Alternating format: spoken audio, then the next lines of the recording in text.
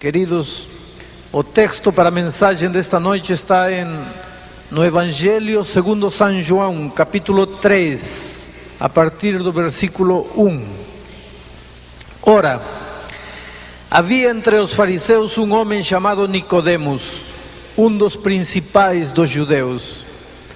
Este Nicodemos foi ter com Jesus de noite e disse-lhe: Rabi, sabemos que és mestre vindo de Deus, pois ninguém pode fazer estes sinais que tu fazes se Deus não estiver com ele.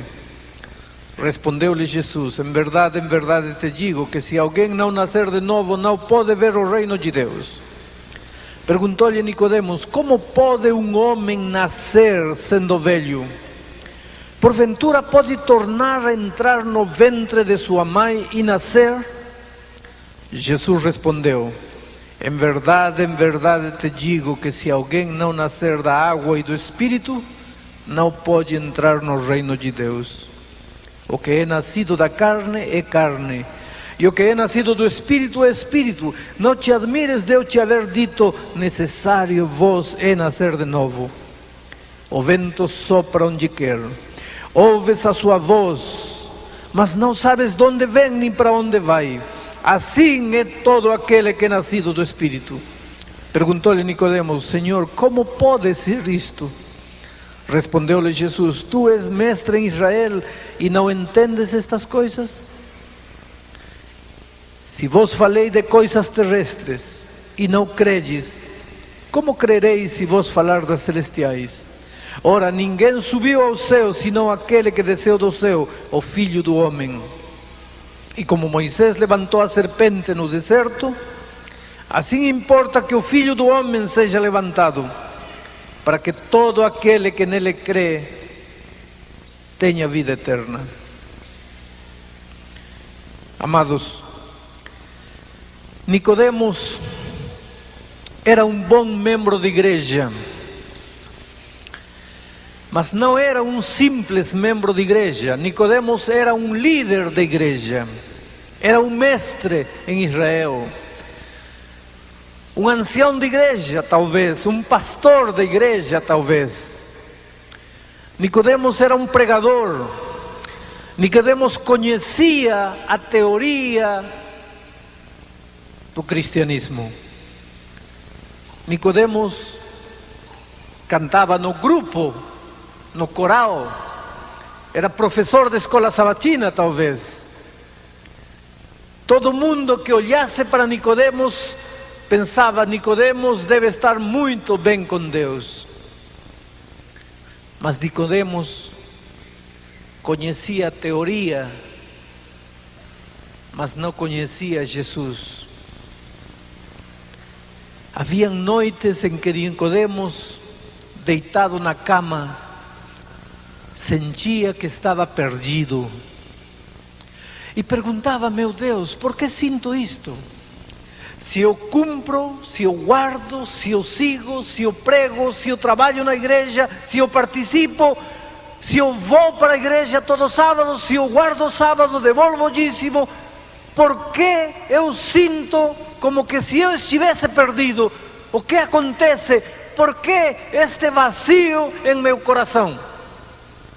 Eu não sei se esta noite eu estou pregando para alguém que participa na igreja, que assiste à igreja, que está batizado há muito tempo, que trabalha na igreja, que ensina a Bíblia talvez, mas quando fica sozinho sente um vazio em seu coração, aquela sensação horrível, como se você estivesse perdido e você não sabe por quê. Porque se pelo menos estivesse fazendo algo errado você saberia, mas aparentemente está tudo bem. Então por que essa sensação de estar perdido? Nicodemos experimentava isso. Havia noites que ele não podia dormir, rolava na cama de um lado para outro. Foi uma dessas noites que ele não conseguiu dormir, que ele levantou-se e procurou Jesus. Não teve problemas para encontrar Jesus. Ele conhecia o caminho, ele conhecia a teoria, ele conhecia a doutrina, ele não teve dificuldades para encontrar Jesus, ele encontrou Jesus. Quando saiu de casa, ele pensava em seu coração: eu vou cair de joelhos diante de Jesus e vou lhe dizer como jovem rico: Senhor, que farei para me salvar? Estou perdido, por favor me ajuda, me ensina. Ele saiu com essa intenção de casa, mas quando chegou perto de Jesus, não conseguiu dizer aquilo, porque seu orgulho falou mais alto. E disse para Jesus: Senhor Jesus, Tu és um mestre, eu também sou um mestre. E eu vim esta noite para falar contigo de mestre para mestre. E como eu conheço a Bíblia, como eu conheço a teoria, estudando as profecias, eu cheguei à conclusão de que Tu deves ser o Messias. Então eu vim para estudar mais contigo. Vamos a sentar-nos, vamos a estudar mais profecia, vamos a conhecer melhor a doutrina. E Jesus olhou para Nicodemos. E queridos, quando Jesus olha para a gente, Ele nos despe. Ele nos olha nus. Não há como esconder, não há como aparentar, não há como fingir diante de Jesus. As pessoas podem ver em você um grande médico, um grande professor, um grande pastor, um grande membro de igreja. Teus filhos podem ver em você um grande pai, uma grande mãe. Tua esposa pode ver um grande marido, teu marido pode ver uma grande mulher. Mas Jesus não vê com os olhos do homem. Jesus vê o coração. Não adianta fingir, não adianta aparentar, não adianta esconder. Diante dele somos o que somos, não somos o que pretendemos ser. E Jesus olhou para Nicodemos, o grande mestre, mas não viu um mestre, viu um pobre homem desesperado e vazio. E disse: Nicodemos, você não precisa falar de profecia nem de teoria comigo. Você está cheio de teoria. Você não precisa estudar mais doutrina. Você está cheio de doutrina. Teu problema não é teoria. Você conhece demais. Você conhece demais a Bíblia. Teu problema não é esse. Teu problema, Nicodemo, é que você precisa nascer de novo. Você não está convertido. Você precisa nascer de novo. E Nicodemos tentou driblar. Vocês acham que Nicodemos não entendeu o que Jesus estava querendo dizer quando disse: você precisa nascer de novo? Ele era um teólogo. Ele conhecia as figuras da Bíblia. Vocês acreditam que ele não entendeu? Claro que entendeu. Entendeu que Jesus estava lhe dizendo: Nicodemos, você não está convertido, você precisa ser convertido. Mas, queridos, aquele foi um golpe no fígado de Nicodemos. Como podia Jesus dizer a ele que não estava convertido? Que dissessem a esse coitado bêbado que de vez em quando vem e às vezes não vem para a igreja, que não está convertido? Pode passar. Que digam aquele homem que está lutando para libertar-se do cigarro, que não está convertido? Pode passar. Que digam aquele pobre homem que não consegue ser fiel à sua esposa, que tem 2, 3 mulheres, que não está convertido? Pode passar. Mas que lhe digam a Nicodemos, ao mestre de Israel, ao líder da igreja, ao ancião, ao pastor, ao mestre, que lhe digam que não está convertido. Ah, queridos, aquilo foi um golpe terrível no fígado de Nicodemos. Nicodemos ficou bambo, mas reagiu imediatamente. E reagiu com uma pergunta: Senhor, como pode um homem velho nascer de novo? Pode entrar de novo no ventre da mãe e tornar a nascer? E Jesus olhou para Nicodemos com amor e disse para Nicodemos: filho, para com isso. Você entendeu o que eu estou te falando? Eu estou te falando de conversão. Você entendeu? Nicodemos, Você tem que parar de querer driblar. Você tem que cair de joelhos. Você tem que aceitar que precisa de mim. Porque se você estiver querendo driblar, eu não posso fazer nada por você. Você é um homem vazio. Você veio a mim esta noite porque não consegue dormir. Você precisa de uma mudança de vida. Eu estou aqui disposto a ajudar você. E agora você faz como que não entende. E queridos, a história bíblica diz que Nicodemos deu meia volta e foi embora. Não aceitou. Eu pergunto, é possível ser um pastor e não estar convertido? A história de Nicodemos prova que sim. É possível ser um líder de igreja, ancião, professor de escola sabatina, diretor de trabalho missionário e não estar convertido? A história de Nicodemos prova que sim. É possível estar na igreja batizado há 30 anos e não estar convertido? A história de Nicodemos prova que sim.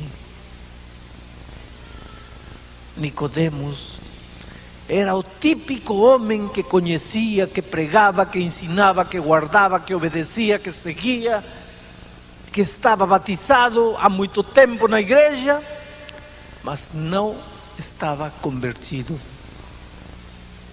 Queridos, esta noite meu tema é conversão. E sabem por quê? Porque os seres humanos confundimos as coisas. Confundimos duas palavras que soam muito parecidas, mas que são completamente diferentes.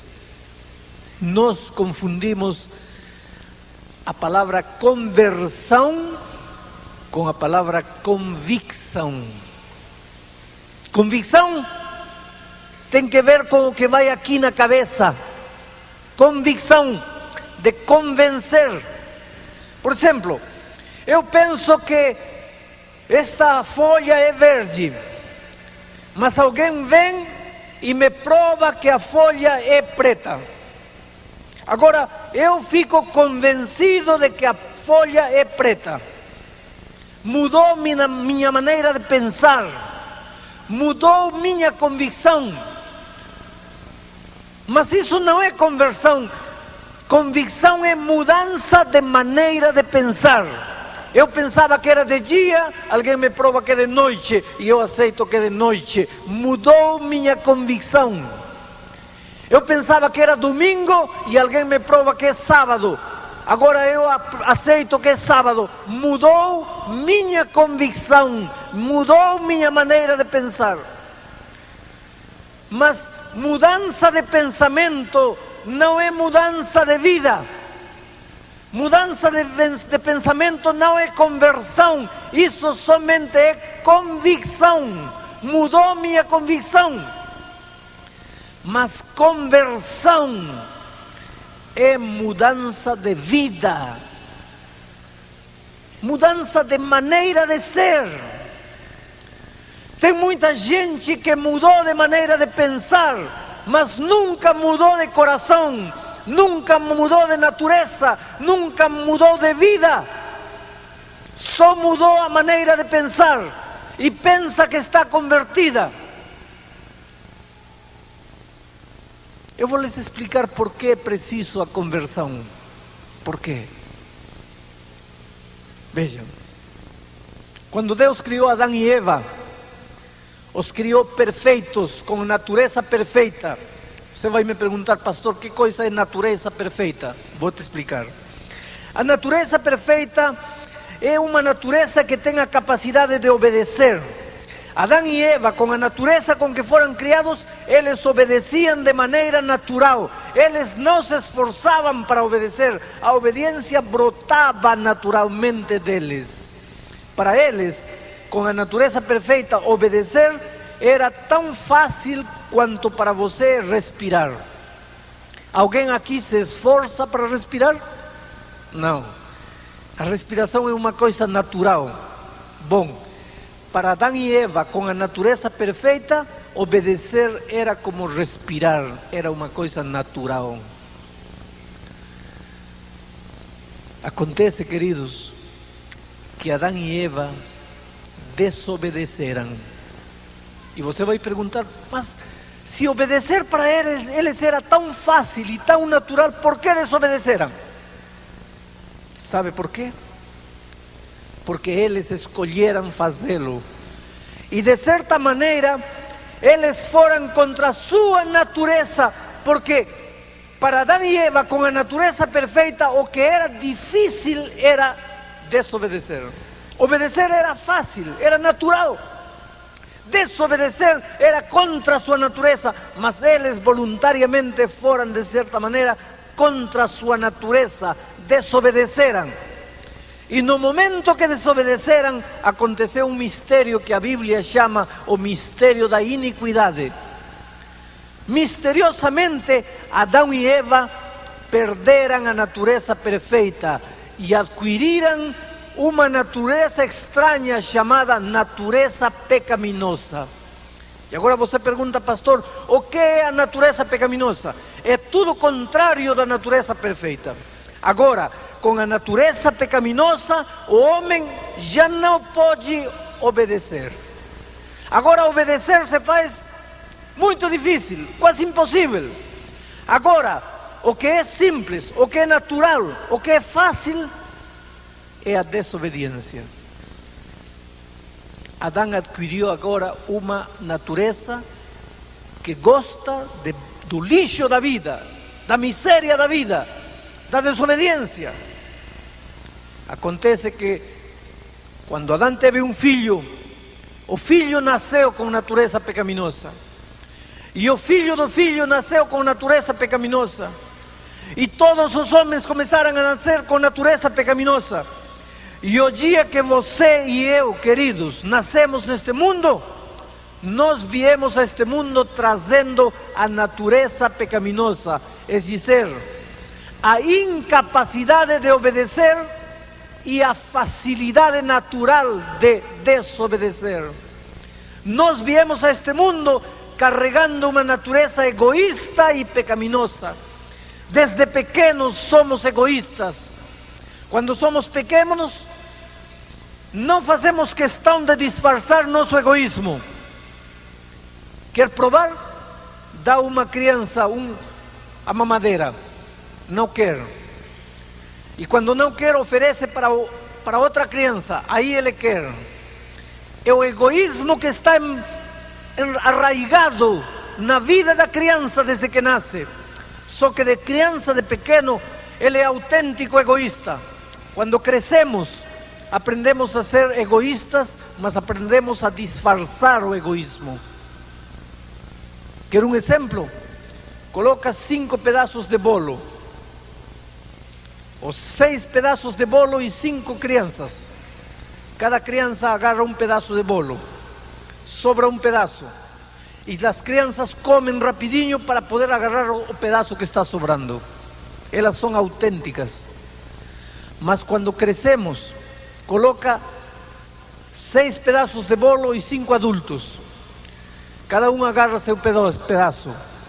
Sobra um pedaço e ninguém agarra o pedaço que está sobrando.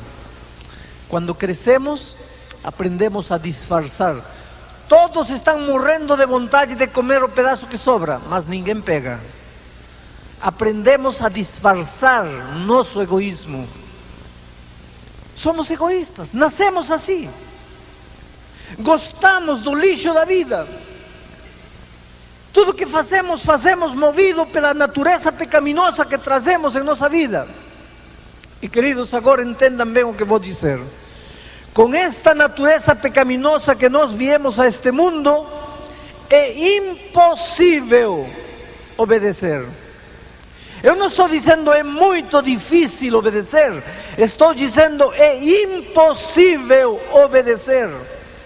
Com esta natureza que nós viemos ao mundo, não se pode obedecer.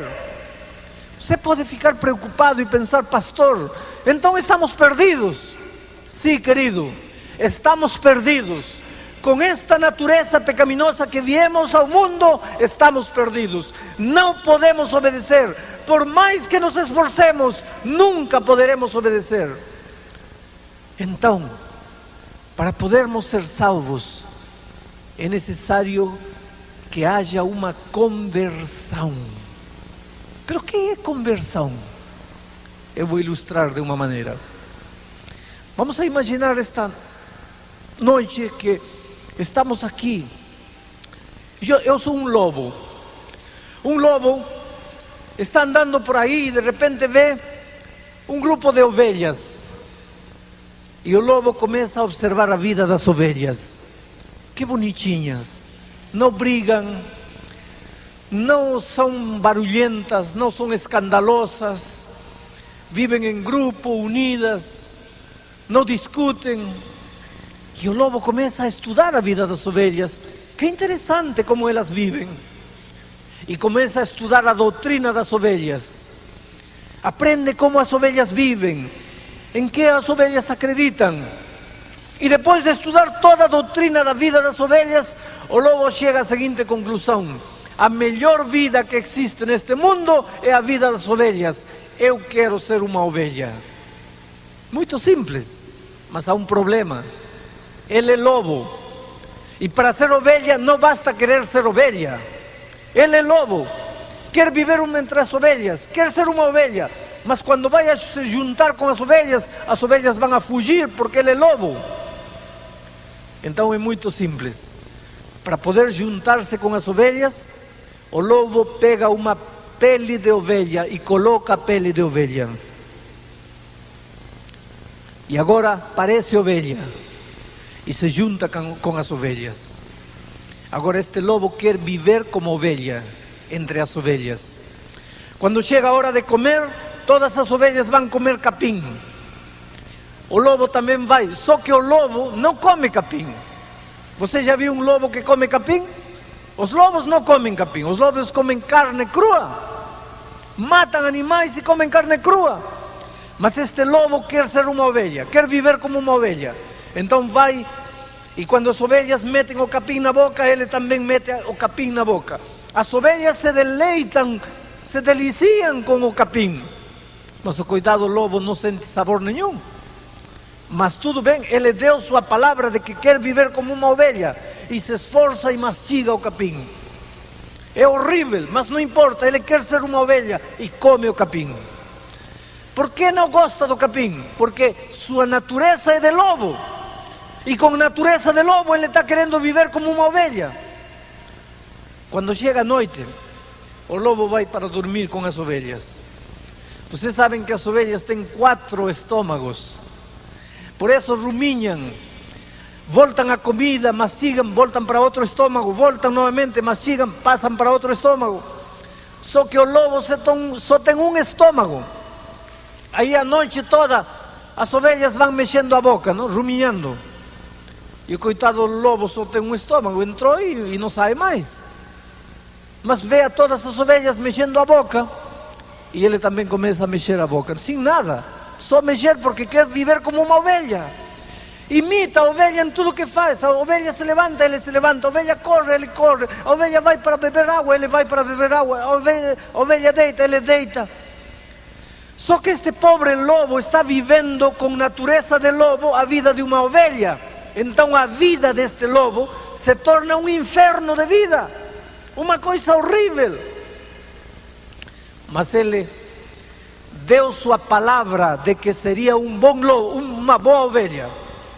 Aliás, o dia que ele vestiu a roupa de ovelha, fizeram levantar a ele a mão 16 vezes. Você promete? Prometo. Prometo. Prometo. Ele levantou a mão. Depois ele botou a pele de ovelha e entrou entre as ovelhas. Agora ele vai cumprir tudo que ele prometeu. E cumpre durante 1 ano, durante 2 anos, durante 3 anos. Mas chega um dia em que não aguenta mais. Porque está vivendo contra a sua natureza, não aguenta mais. Então um dia, quando as ovelhas estão dormindo, o lobo se levanta na ponta dos pés e deixa as ovelhas dormindo. Quando chega aqui, já não tem ovelha por aí, não tem ovelha por aí, pastor ovelha não está, ancião ovelha não está, pai ovelha não está, mãe ovelha não está, não tem. Quando não tem ninguém, a ovelha tira a pele de ovelha, o lobo tira a pele de ovelha esconde debaixo de uma pedra e se perde no mundo del lobo. E grita como lobo, come como lobo, chora como lobo, ama como lobo, vive a vida de lobo. Quando chega na sexta-feira, o lobo toma um banho, pega sua pele de ovelha, bota novamente, e no sábado está na igreja cantando com sua Bíblia na mão. Queridos, esta história les lembra alguma coisa? De alguma maneira vocês veem retratada algum aspecto de sua vida nesta história? Muito cuidado com condenar o lobo. Muito cuidado com dizer que o lobo se envergonha, mas como que é capaz de fazer isso? Fingindo, enganando as ovelhas. Muito cuidado. Porque talvez o lobo sejamos nós. O que você não sabe é que aquele coitado lobo, quando está sozinho, chora. Quando fica à noite sozinho, cai de joelhos e chora. E diz: meu Deus, eu não quero ser um lobo vestido de ovelha. Eu quero ser ovelha de verdade. Mas eu nasci lobo. Eu não posso mudar minha natureza de lobo. Eu estudei a doutrina das ovelhas. Eu acho que a melhor vida é a vida das ovelhas. Eu queria ser uma ovelha, mas eu sou um lobo. Nasci lobo. Deus, o que eu faço com minha vida? Eu já me batizei, eu já estou na tua igreja, eu já estou entre as ovelhas. Todo mundo acha que sou uma ovelha, mas tu e eu sabemos que eu continuo sendo um lobo, que eu nunca deixei de ser lobo. Por favor, Senhor, faz um milagre comigo. Me transforma numa ovelha de verdade. Eu não quero só roupa de ovelha, eu quero ser uma ovelha de verdade. Agora, queridos, alguma vez vocês viram uma ovelha virar lobo? Ou um lobo virar ovelha? Alguma vez vocês viram um papagaio virar galinha? Alguma vez vocês viram um gato virar cachorro? Isso é impossível. Então, como este lobo quer, de repente, virar ovelha? Isso é impossível. Para o ser humano é impossível. E se isso acontecer, só pode ser um milagre. Porque milagres quebram a lei da natureza. Milagres vão contra tudo que o homem pode entender. Mas Deus, desde os céus, tem compaixão desse pobre lobo, que não quer ser lobo, quer ser uma ovelha de verdade. E então, com sua mão poderosa, toca a vida do lobo. E naquele momento acontece um milagre. O lobo se transforma numa ovelha de verdade. Já não tem pele de ovelha, agora tem coração de ovelha, pulmão de ovelha, paladar de ovelha, cabeça de ovelha, pele de ovelha, tudo de ovelha. Agora já não é mais um lobo vestido de ovelha, agora é uma ovelha de verdade. Um milagre, porque isso não é normal, isso não é natural, isso escapa a todo o entendimento humano. Mas agora me digam, quando chega a hora de comer, e todas as ovelhas vão comer capim, e agora este lobo, que um dia foi lobo, que agora é ovelha, mete o capim na boca. Eu pergunto, vocês acham que vai sentir o sabor do capim? Agora sim, porque agora é ovelha de verdade. O que aconteceu com esse lobo? Esse lobo foi convertido numa ovelha. Amigos e irmãos queridos, isto é conversão. Todos nós nascemos lobos, com natureza de lobos, natureza pecaminosa. E sabem qual é a nossa tragédia? Um dia estávamos andando pela vida e nos encontramos com um adventista do sétimo dia. E ele nos começou a ensinar a Bíblia e nos provou que Deus existe. E nos provou que o dia santo do Senhor é o sábado. E nos provou que quando o homem morre, seu corpo vai para a terra e o espírito vai para Deus, o corpo vai para a terra. E nos provou isto, e nos provou aquilo, e nos provou tudo. E a gente foi lendo a Bíblia e compreendendo e aceitando porque estava escrito na Bíblia. E finalmente nos provou que tínhamos que nos batizar. E um dia entramos no tanque do batismo e antes de batizar-nos nos fizeram perguntas. Você aceita isto? Aceito. Você acredita nisto? Acredito. E você acredita nisto? E acredito. E levantamos a mão. E depois entramos no tanque do batismo e saímos do tanque do batismo. E quando íamos para trocar de roupa pensamos, graças a Deus, agora já estou convertido. Talvez aí está a nossa tragédia. Confundimos as coisas. Querido, ¿está convertido ou está convencido de que esta igreja é de Deus? Você foi convertido ou você foi convencido de que esta é a doutrina certa? O que aconteceu em sua vida? Convicção ou conversão?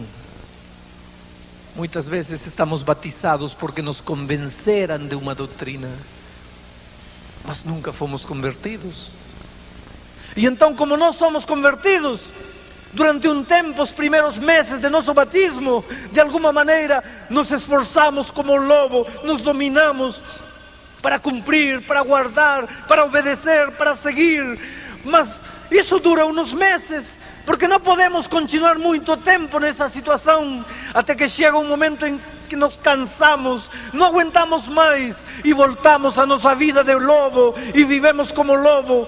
Ou então começamos a fingir, a esconder. O sábado somos uma coisa na igreja, durante a semana somos outra coisa longe de Deus, longe da igreja. E isso nos cria um conflito terrível aqui dentro. E há momentos em que nos desesperamos, há momentos em que choramos, há momentos em que dizemos, meu Deus, por que eu sou assim? Eu não quero ser assim. Queridos, nunca se operou a conversão em nossa vida. É necessário que em algum momento tenhamos que cair de joelhos e dizer, Senhor Jesus, opera um milagre em minha vida. Eu não quero mais ser um lobo. Ninguém vai se perder porque nasceu lobo. Se nos perdermos, será porque não aceitamos o plano de Deus para tornar-nos ovelhas de verdade. Porque Deus tem um plano para operar um milagre em nossa vida. E queridos, esta noite pode ser o grande milagre. Você pode me perguntar, pastor, quanto tempo Deus precisa para operar um milagre na minha vida? E eu te respondo, solamente um segundo. O que, pastor? Um segundo. Mas eu ouvi dizer que às vezes a conversão leva anos. Não. O que pode levar anos é Jesus chamar você, e chamar você, e chamar você, e chamar você, e você dizer não. Meu pai levou 34 anos para dizer sim, mas no momento em que ele disse sim, Jesus fez um milagre na vida de meu pai. Pode levar tempo o Senhor Jesus chamar. E eu tenho certeza que esta noite tem muitas pessoas aqui a quem Deus está chamando há muito tempo e você está dizendo não, e não, e não, e não. Isso pode levar tempo, mas quando você um dia abrir o coração e dizer, Senhor, te aceito, o milagre só dura um segundo. Jesus opera milagre em ti. A outra coisa que pode levar tempo é depois que Jesus te transforma em ovelha. Então aprender a viver como ovelha. Se você viveu toda a vida como lobo, agora transformado em ovelha, é um processo de aprendizagem que leva tempo. Em teologia chamamos a isso o caminho da santificação. Mas o milagre acontece num instante. Pastor, quer dizer que eu entrei esta noite um lobo aqui e posso retornar para minha casa feito uma ovelha? É isso mesmo. Quer dizer que Deus pode operar o milagre agora na minha vida? É isso mesmo. Mas pastor, não entendo. Não precisa entender. Milagres não se entendem. Milagres se aceitam. Eu não entendo como a água era água. E um segundo depois de Cristo tocar a água já era vinho. Chamem aos químicos do mundo que me expliquem isso. Ninguém pode. Milagres não se explicam. Milagres se aceitam. Eu não entendo como um paralítico rastejou durante 38 anos. E um segundo depois do toque de Cristo, o paralítico andou. Chamem aos médicos do mundo que me expliquem esse milagre. Ninguém pode. Milagres não se explicam, se aceitam. Então não me pergunte como você pode ter entrado lobo esta noite e sair uma ovelha. Eu não posso explicar. Ninguém pode. Milagres não se explicam. Milagres se aceitam. No primeiro ano de meu ministério, queridos, há muitos anos atrás, eu trabalhava numa favela perigosa, cheia de marginais e delinquentes. Uma noite, enquanto descia dessa favela, 2 rapazes me encurralaram num caminho estreito e escuro. Um deles colocou uma faca aqui no meu peito e eu tremi. Entreguei minha carteira, entreguei meu relógio, entreguei uma caneta bonita que tinha e disse: por favor, não me façam mal, não precisam me machucar. Eu sei que vocês precisam de dinheiro, levem tudo que eu tenho. Agora não precisam me machucar. Eu sou um pastor, eu não faço mal a ninguém. Aqui na minha pasta só tenho minha Bíblia, não tenho mais nada. O que tenho de valor está aqui, levem, mas não me façam nada. Eles riram da minha atitude. Estava tudo escuro. Pegaram o dinheiro, o relógio, a caneta e sumiram. E eu fiquei tremendo, mas agradecendo a Deus porque eles não me fizeram nenhum mal. Eu estava preparando uma campanha de evangelismo naquela favela. Quando chegou o dia da primeira conferência, a sala estava cheia de gente. Muitos marginais estavam lá presentes. Não por causa da mensagem, mas por causa das meninas bonitas que cantavam. Eles entravam molestando as meninas, mas de alguma maneira estavam lá. A primeira noite eu percebi um rapaz que olhava para mim. Quando eu olhava para outro lado, ele estava olhando para mim. Quando eu olhava para ele, ele se abaixava.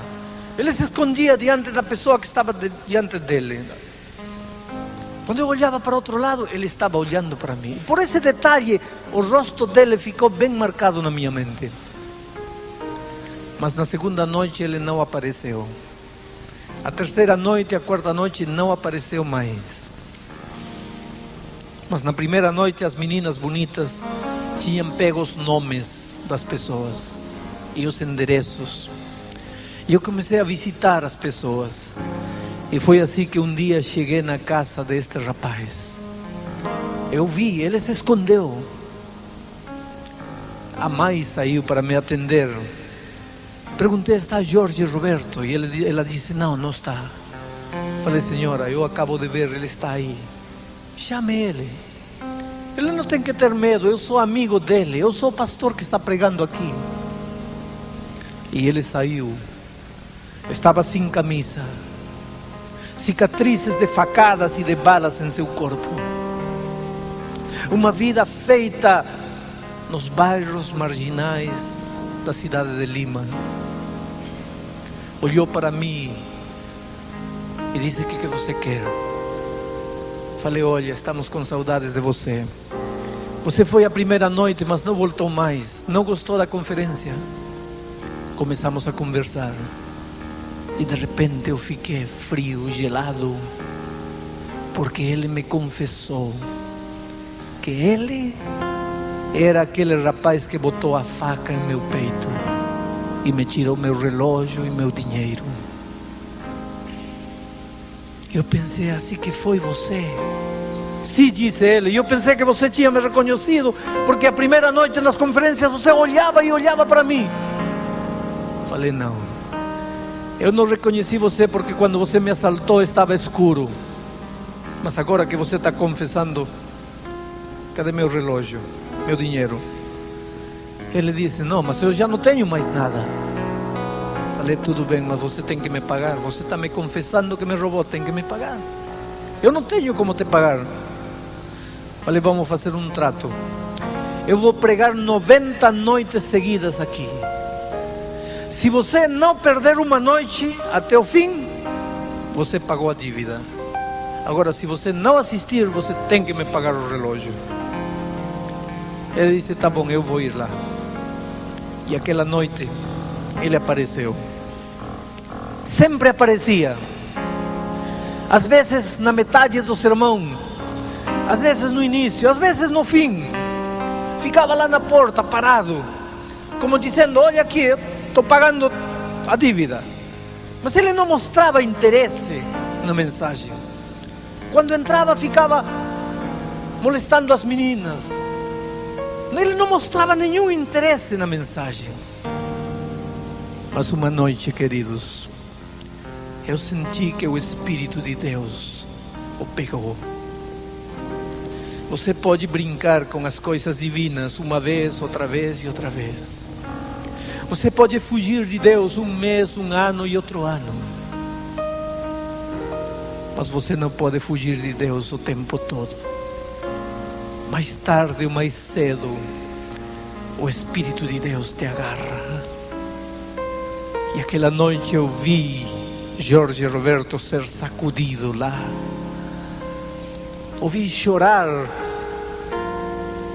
E quando terminou a mensagem, eu fui a cumprimentar lá na porta as pessoas. Ele não saiu. Depois, quando entrei, ele estava chorando num banco. Com a cabeça entre as mãos, chorava como uma criança. Eu me sentei perto dele e perguntei, o que acontece com você?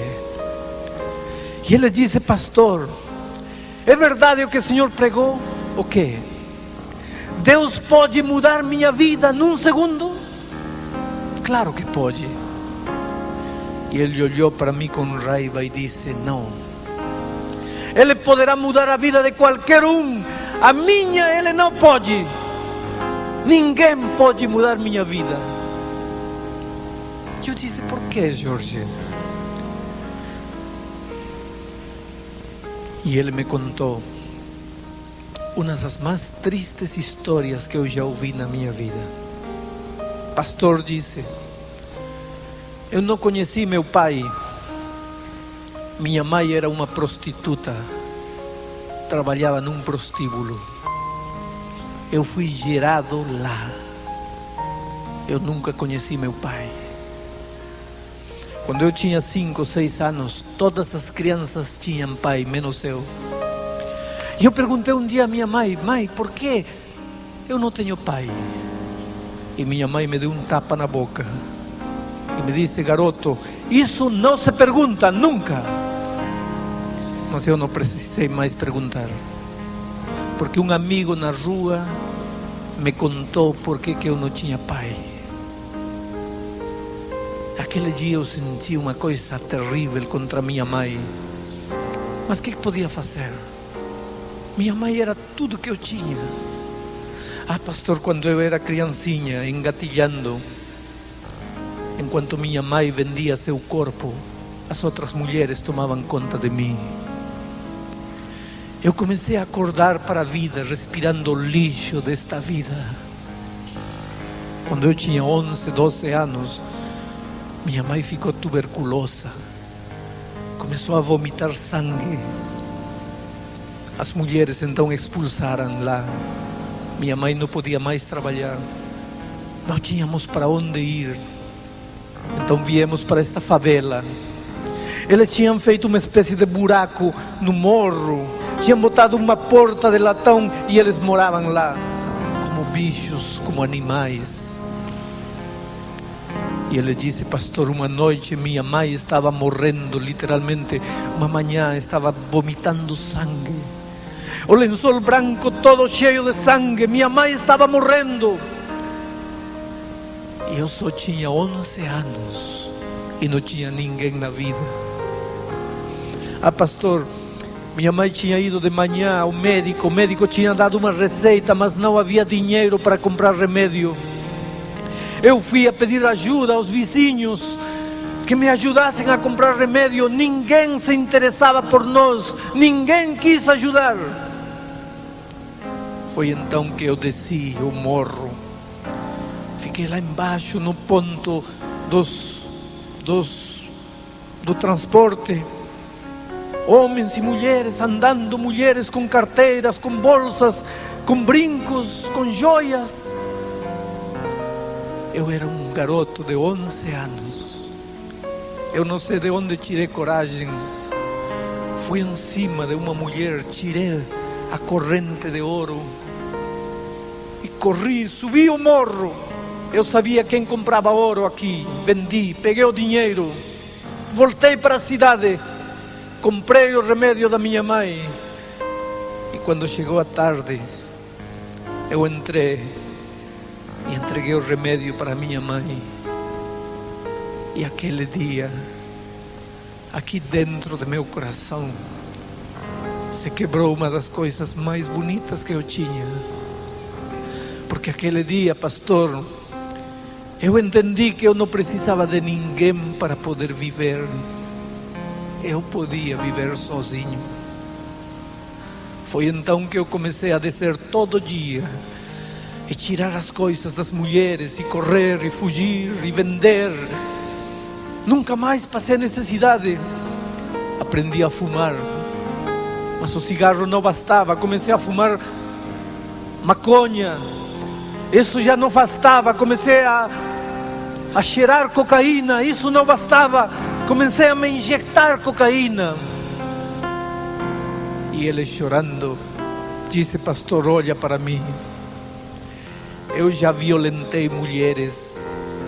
Eu já roubei. Talvez até já matei. Eu sou um viciado em drogas. Para poder sustentar meu vício, eu passo drogas. Eu sou um traficante. Eu sou uma escória. Eu sou um lixo. Eu não presto, eu não valho para nada. Agora você vem. Você que nunca sofreu. Você que não conhece a vida que eu conheço. Vai me dizer que Jesus pode mudar minha vida num segundo? Eu disse: Jorge, não sei. Eu só sei que Jesus ama você. Orei com ele. E no dia seguinte ele não voltou. E no outro dia não voltou. E no outro dia não voltou. Mas um dia, quando eu estava terminando de pregar, a mãe dele apareceu e me começou a chamar lá da porta: pastor, pastor. Quando terminou a pregação, eu fui e ela me disse: pastor, tem que vir para casa. Jorge Roberto precisa do Senhor. E corri com ela. Quando entrei em casa, vi um quadro grotesco. Jorge estava amarrado com as duas mãos da cama. A mãe me contou o que tinha acontecido. Aquela tarde chegou em casa, começou a andar como um leão enjaulado de um lado para outro na casa e dizia: eu tenho vontade de usar droga, eu preciso usar droga, mas eu não vou usar mais droga, porque Cristo mudou minha vida. Mas à medida que o tempo passava, o desejo da droga ia crescendo dentro dele. E ficava desesperado no quarto, de um lado para outro andava. E dizia: eu preciso droga, mas eu não vou usar mais, porque Cristo mudou minha vida. E num momento ficou tão nervoso, que deu uma cabeçada na parede. Se abriu uma ferida, o sangue começou a sair. E a mãe foi perto dele e disse: filho, se precisar droga, usa droga, mas por favor não se machuque. E ele deu tapa na mãe, jogou a mãe no chão. E depois, percebendo o que tinha feito, recolheu sua mãe e disse: mãezinha, por favor me perdoe, mas eu estou louco, eu preciso de droga, mas eu não posso usar mais, mãe, você não entende, Cristo mudou minha vida, eu não posso usar mais droga. Então pediu: mãe, por favor me amarra aqui, me amarra, porque se você não me amarrar eu vou procurar droga e eu não quero mais. E quando a mãe o amarrou, ele disse: agora procura o pastor que deve estar na igreja. Quando eu entrei, ele me insultou, me xingou. Eu soltei as mãos dele. Sentou na cama pálido, tremia e chorando. Ele perguntou: pastor, será que eu vou conseguir? Eu abracei e disse: Jorge, você vai conseguir, sim.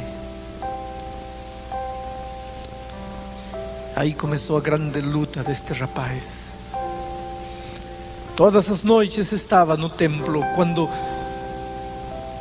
vinha o desejo da droga, ele pedia à mãe: me amarra aqui no poste. E aí, amarrado no poste, gritava, esperneava, xingava, até que o desejo da droga passava. Quando ele não aparecia na igreja, eu sabia, ele tinha se drogado. Uma sexta-feira à noite, ele não apareceu. Eu fui para a casa dele, ele não estava. Eu sabia onde encontrar ele. Eu conhecia os pontos de droga, os lugares onde os marginais, as prostitutas, os drogados se reuniam. Uma sexta noite eu fui a procurá-lo. O encontrei. Ele começou a chorar e disse: pastor, eu maldigo a hora em que te assaltei. Com tanta gente para assaltar, eu tive que encontrar você em meu caminho. Quando eu não te conhecia, quando eu não sabia todas as coisas que você me ensinou de Jesus, eu era feliz à minha maneira. Eu vivia uma vida torta, mas a consciência não me perturbava. Hoje não. Hoje eu sinto que Jesus me fala, que Jesus me chama, e eu não posso, eu não consigo. Vai embora, esqueça de mim. Eu nunca vou sair de aqui. Eu não tenho forças. Eu disse: Jorge, você vai vir comigo. Ele disse: pastor, este lugar não é para você. Este ambiente não é para você. Jorge disse para ele: Jesus deixou tudo e veio aqui. Ele está chamando você. Queridos, passaram meses numa luta de vida e morte, contra a droga, contra a vida passada. Mas um dia, quero que escute bem isto, não há nada que Jesus não possa fazer em sua vida. Não importa o que amarra você, não importa o que escraviza você, não importa o vício que você carrega na vida, não importa seu caráter, seu temperamento, não há nada na vida que Jesus não possa mudar, que Jesus não possa transformar. Jorge colocou sua vida nas mãos de Deus. E um dia Jorge parou de usar droga, parou de roubar, parou com a vida marginal que vivia. Eu arrumei emprego numa fábrica de sapatos para ele. Nunca vou esquecer a primeira sexta-feira que ele recebeu o seu primeiro pagamento. Veio à minha casa. Parecia uma criança com um brinquedo novo. Disse: pastor, olha esse dinheiro. É o primeiro dinheiro que eu não roubei de ninguém. Eu ganhei esse dinheiro com minhas mãos. Separou seu dízimo, entregou para Jesus o que era dele. Estava feliz. E quando chegou dezembro, Eu não podia batizar porque eu não era um pastor ordenado. Mas eu levei Jorge Roberto até o tanque do batismo e o pastor o batizou em nome do Pai, do Filho e do Espírito Santo. E quando Jorge saiu, eu abracei e meu terno ficou molhado, talvez com a água da túnica molhada dele, talvez com as lágrimas que os dois derramávamos, porque, queridos, eu estava abraçando um rapaz que um dia botou uma faca em meu peito para me assaltar, e agora Deus o entregava para mim como um presente de amor para a sua igreja. No ano seguinte me mudaram de distrito, e no ano seguinte me mandaram como missionário para a Amazônia. A única pessoa que nos despediu foi ele. Mas quando eu disse para ele adeus, eu não sabia que nunca mais o veria nesta terra.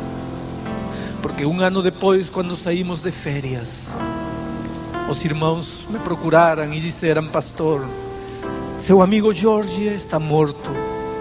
O que foi que aconteceu com ele? Um sábado de manhã, na igreja que agora temos naquele morro na capital do Peru, o pastor estava cumprimentando a todos os irmãos depois do sermão. Jorge cumprimentou o pastor e saiu e ficou aí na rua. E quando todo mundo estava saindo da igreja, 3 ex-capangas da gangue de marginais da qual Jorge saiu, numa operação de queima de arquivo, enfiaram 7 facadas em seu corpo aí na porta da igreja. Tudo foi tão rápido que ninguém conseguiu fazer nada. Os irmãos correram para levantá-lo, e eles contam que Jorge, com um gesto de dor, disse: irmãos, não me toquem, eu acho que vou morrer, mas não faz mal, eu estou feliz, porque foi aqui que Jesus me encontrou, me amou, me perdoou, me transformou. Os irmãos pegaram o corpo de Jorge e botaram num carro. Um diácono tinha a cabeça dele no colo. E esse diácono me contou que antes de chegar ao hospital, Jorge abriu os olhos e disse: irmão, faz um favor para mim. Pois não, Jorge? Procure o pastor Bulhão. Fale para ele que a gente se encontra lá nos céus. E quando ele chegou ao hospital, já estava morto. Queridos, um dia eu vou apresentar Jorge Roberto para vocês. Eu tenho um encontro marcado com ele lá nos céus, quando Cristo voltar.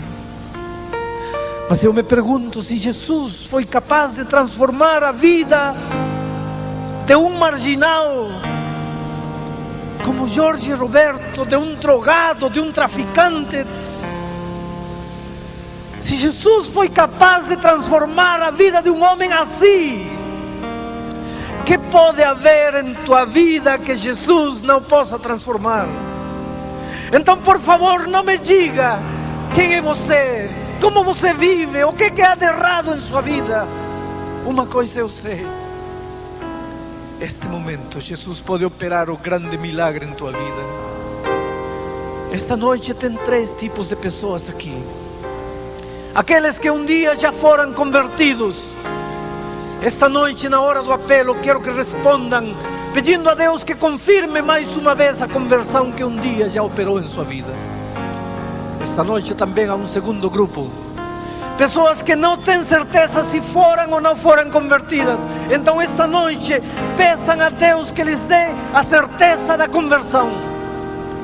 E há um terceiro grupo de pessoas que nunca foram convertidas, mas esta noite podem dizer: Senhor, eu nasci lobo, mas não quero ser um lobo, quero ser uma ovelha. Por favor, me transforma neste momento. E, queridos, conforme a sua promessa, Jesus pode fazer o milagre num segundo em sua vida, agora, neste momento. Pastor, o que preciso fazer? precisa abrir o coração e dizer: Senhor, opera o milagre na minha vida, ou então confirma o milagre na minha vida, ou então dá-me a certeza do milagre na minha vida. Vou pedir a Sonete que venha para cantar, porque agora vou fazer um apelo. Estão vendo essas duas portas abertas allí? Eu não vou pedir que você simplesmente se levante. Se você quer pedir a Deus que opere o milagre, aqueles que estão com nenês em seus braços talvez não poderão vir, mas todo aquele que puder vir, levante-se. Enquanto Sonete vai cantando o milagre, levantem-se, deem a volta por aí, entrem por essa porta e venham aqui perto da cruz. Lentamente deem a volta. Eu sei que não vai ser muito fácil, mas façam-o. Sonete vai estar cantando enquanto vocês lentamente venham, clamando em seu coração pelo milagre. Cheguem até aqui. Eu vou estar orando em meu coração por você. Agora, neste momento, quem é o primeiro em levantar-se e vir por aí? Quer fazê-lo? Sonete vai começar a cantar e você lentamente comece a chegar. Lentamente. Aqueles que por motivos óbvios não podem, tudo bem, mas todos os que podem fazê-lo, venham aqui adiante. Não consigo entender o que tu vês em mim, ó Senhor. Eu não sou o que devia ser, mas só tu, com amor, me limpas de meu mal. E este amor é que me ajuda a seguir.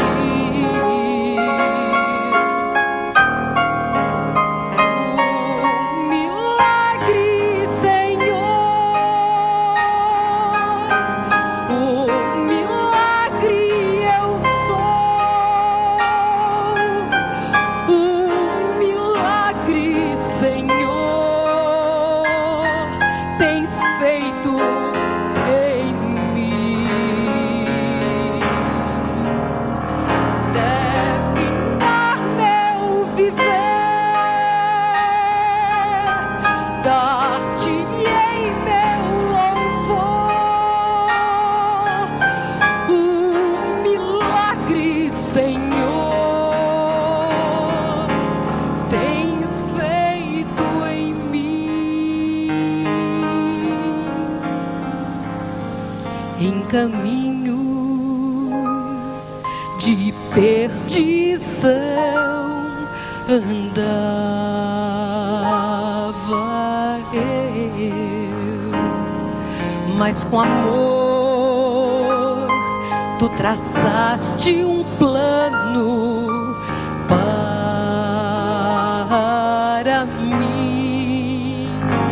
Respondeste minha oração de fé, Senhor. Desde então, só a ti pertenço eu. O milagre, Senhor, o milagre eu sou. O milagre, Senhor, tens feito em mim.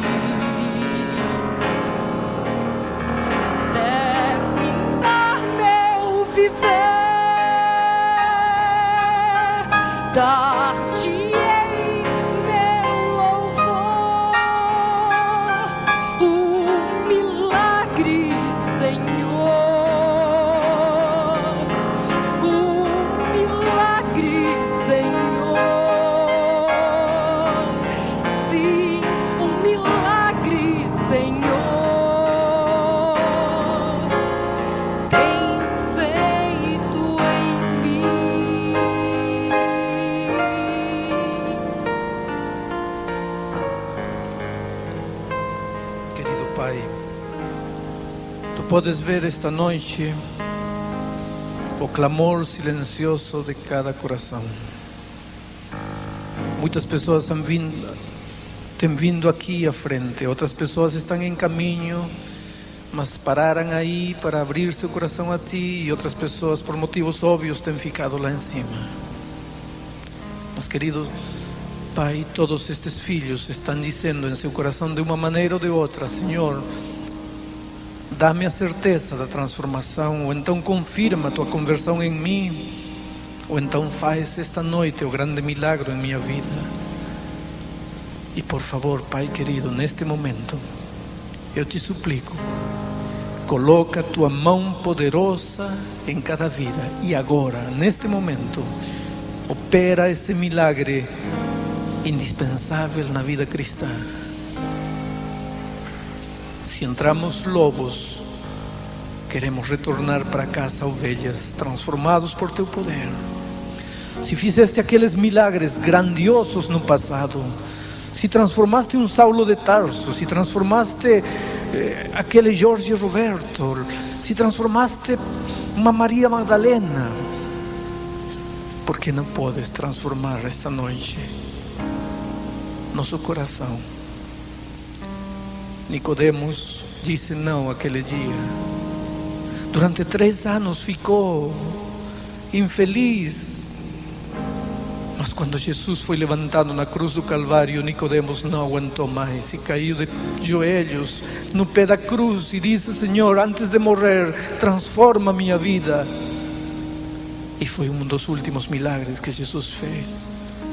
Porque depois da morte de Cristo, Nicodemos reclamou o corpo de Jesus para dar-lhe santa sepultura. Estava transformado. Esta noite, Pai, olha para estes filhos Teus. Não olhes para o passado.